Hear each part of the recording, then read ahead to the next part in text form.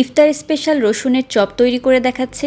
আলুর চপ বেগুনি থেকে এই রসুনের চপটা কিন্তু একটু ভিন্নভাবে তৈরি করা হয়, যার কারণে স্বাদটাও কিন্তু বেশ ভালো আসে।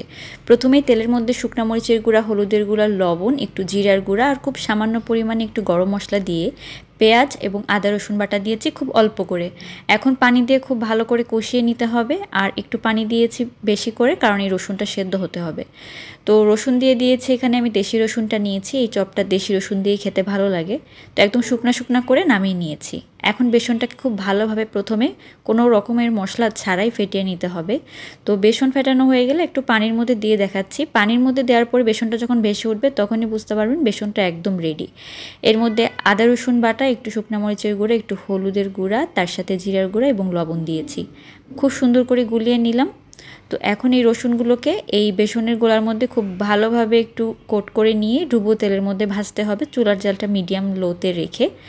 তো একটু সময় নিয়ে ভাজলে কিন্তু রসুনের ভেতরটাও সুন্দর করে সেদ্ধ হয়ে যাবে, আর দেখতেও ভালো লাগবে, খেতেও ভালো লাগবে। তো তৈরি হয়ে গেল ইফতার স্পেশাল রসুনের চপ। তৈরি করে দেখতে পারেন কিন্তু।